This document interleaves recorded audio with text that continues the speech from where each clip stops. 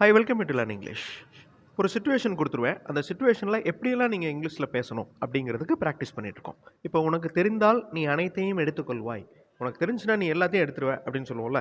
If you know you will take every thing, இப்படி சொல்லணும். இங்கே வந்து இஃப் கண்டிஷன்ஸ் நம்ம அப்ளை பண்ணுறோம். இந்த வீடியோவில் இஃப் கண்டிஷன்ஸ் அப்ளை பண்ணி ஒரு சிச்சுவேஷன்.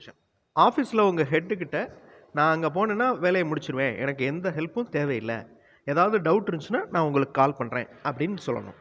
ஸோ இந்த இடத்துல தான் நம்ம இஃப் கண்டிஷன் யூஸ் பண்ணுறோம். அதாவது நான் போனேனா, அவர்கள் பேசினால், அவர் வந்தால், இந்த வந்தால், இந்த ஆல் அப்படின்றோம்ல, அது எல்லாமே இஃப் கண்டிஷன் தான். நான் அப்படிங்கிறதுக்கு ஐ, போகிறதுக்கு கோ, ஐ கோ, நான் போகிறேன். அந்த இடத்துல இஃப் அப்ளை பண்ணிங்கன்னா நான் போனால், நான் சென்றால் அப்படின்னு வரும். அவர்கள் பேசினால் அப்படிங்கிறதுக்கு இஃப் தே ஸ்பீக் அப்படின்னு வரும். இந்த இடத்துல ஒரு சின்ன ரூல் அப்ளை பண்ணணும், ஒரு முக்கியமான ரூல், ப்ரெசன்ட் டென்ஸ் ரூல். இந்த கடைசி இருக்குது பாருங்களேன், இஃப் ஹீ கம்ஸ், இந்த இடத்துல வேர்போட எஸ் ஆட் ஆயிருக்கா?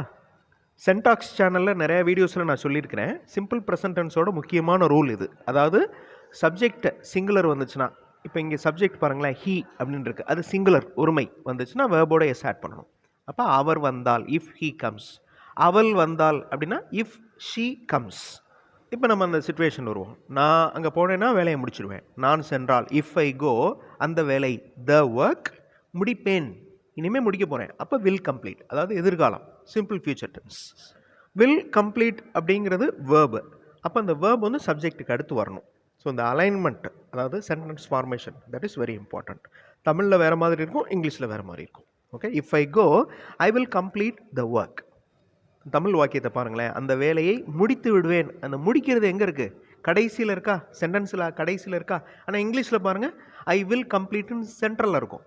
இதை நம்ம புரிஞ்சுட்டோம்னாலே ஈஸியாக சென்டென்சஸ் ஃப்ரேம் பண்ணலாம். இப்போ இந்த வாக்கியம் மாதிரியே இன்னொரு இஃப் கண்டிஷன் நீங்கள் ட்ரை பண்ணுங்கள்.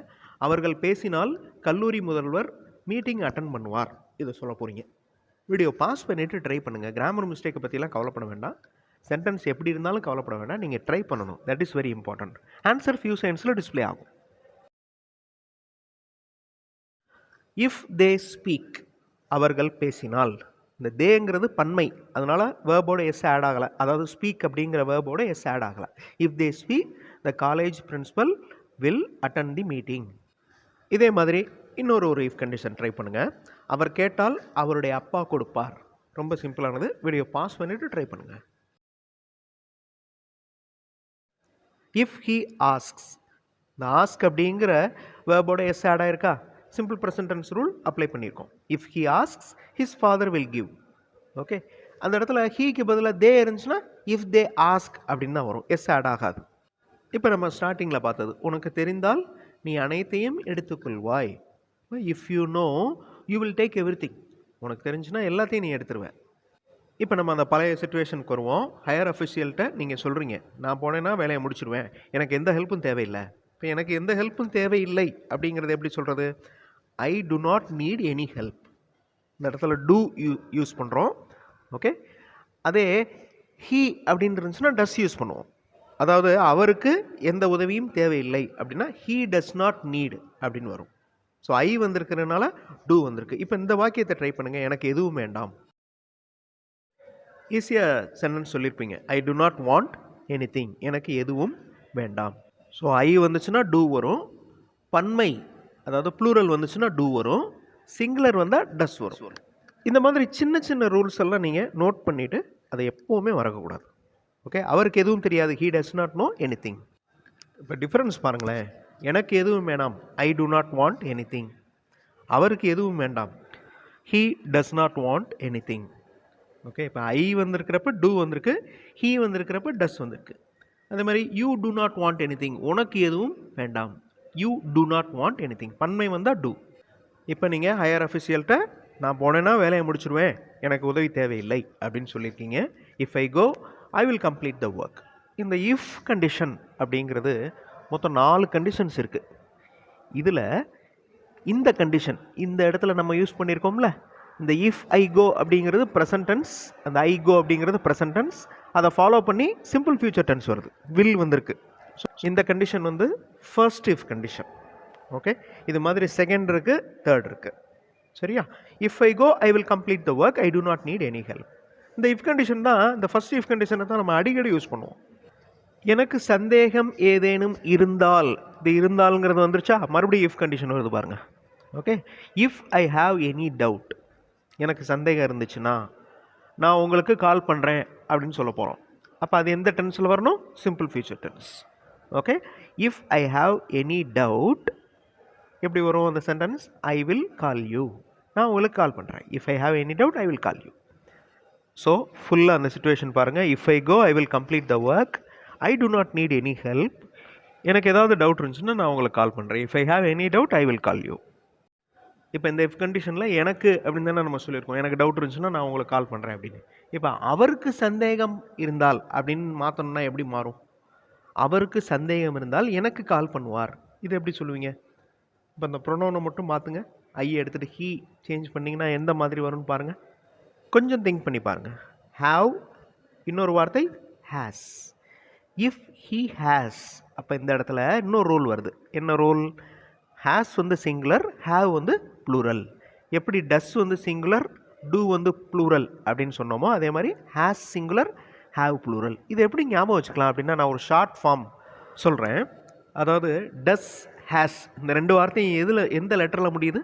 எஸ்ஸில் முடியுதா? அப்போ சிங்குலர் அப்படின்னு ஞாபகம் வச்சுக்கோங்க, அவ்வளோதான். இப்போ சிங்குலர் வந்துச்சுன்னா டஸ் யூஸ் பண்ணணும், ஹேஸ் யூஸ் பண்ணணும். இப்போ இந்த சென்டென்ஸ் பாருங்கள். If he has any doubt he will call me. இப்போ இன்னொரு சுச்சுவேஷன் பாருங்களேன். நான் சென்னை சென்றால் அவரை சந்தித்து இந்த பிரச்சனையை பற்றி ஆலோசிப்பேன். நீங்கள் சென்னை சென்றால் உங்களால் அவரை சந்திக்க முடியாது, ஏன்னா அவருக்கு உங்களை தெரியாது. இதோ சொல்ல போகிறோம். எல்லாத்துலேயும் இஃப் கண்டிஷன் யூஸ் பண்ண போகிறோம். இப்போ நான் சென்னை சென்றால் அவரை சந்திப்பேன். வீடியோ பாஸ் பண்ணிவிட்டு இங்கே இருக்கிற சுச்சுவேஷனை அப்படியே இங்கிலீஷில் நீங்கள் ட்ரான்ஸ்லேட் பண்ணி பாருங்கள். ட்ரை பண்ணுங்கள், கிராமர் மிஸ்டேக் இருந்தாலும் பரவாயில்ல, ஆன்சர் பார்த்து நம்ம கரெக்ஷன் பண்ணிக்கலாம். If I go to Chennai, I will meet him. That's all. ரொம்ப simple. If I go to Chennai, I will meet him. இது எப்படி சொல்லுவீங்க? அவரை சந்தித்து இந்த பிரச்சனையை பற்றி ஆலோசிப்பேன். இப்போ ஆலோசனை செய்கிறதுக்கு டிஸ்கஸ், இந்த பிரச்சனை அப்படிங்கிறதுக்கு ப்ராப்ளம். அப்போ if I go to Chennai, I will meet him and discuss this problem.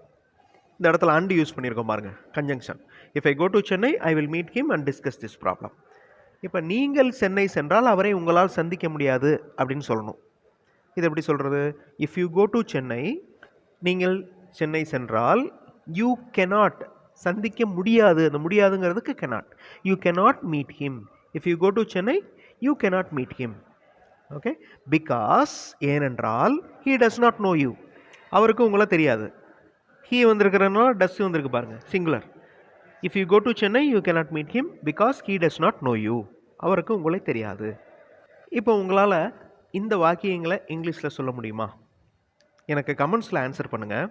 Try பண்ணுங்கள், கிராமர் மிஸ்டேக் இருந்தாலும் பரவாயில்ல. நீங்கள் கமெண்ட்டில் நீங்கள் இந்த சென்டென்சஸை டைப் பண்ணி அனுப்பிச்சி விடுங்க. அவர் வந்தால் நாங்கள் வெளியே சென்று விடுவோம். அப்போ அவர் வந்தால்ங்கிறது இஃப் கண்டிஷன். அப்போ வர்றதுக்கு இங்கிலீஷில் என்ன, வெளியே போகிறதுக்கு இங்கிலீஷில் என்ன யோசிங்க. ஏனென்றால், ஏனென்றால்ங்கிற இடத்துல என்ன யூஸ் பண்ணணும்? பிகாஸ். அவர் ஒரு முக்கியமான ரகசியத்தை உங்களிடம் சொல்வார். ரகசியத்துக்கு இங்கிலீஷில் என்ன? சீக்ரெட். கமெண்ட்ஸில் ஆன்சர் பண்ணுங்கள். அதில் ஏதாவது மிஸ்டேக்ஸ் இருந்தால் நான் கரெக்ஷன் பண்ணி கொடுக்குறேன். ஓகே, ஸோ இந்த சேனலில் சிச்சுவேஷன் பேஸிக்கில் நம்ம இங்கிலீஷில் பேசுகிறதுக்கு ட்ரைனிங் எடுத்துகிட்டு இருக்கோம். அடுத்தடுத்த வீடியோஸில் வேறு டைப்பில் சிச்சுவேஷன்ஸ் பார்க்கலாம், இன்ட்ரெஸ்டிங்கான சிச்சுவேஷன்ஸ் பார்க்கலாம். தேங்க்ஸ் ஃபார் வாட்சிங் and thanks for your valuable comments.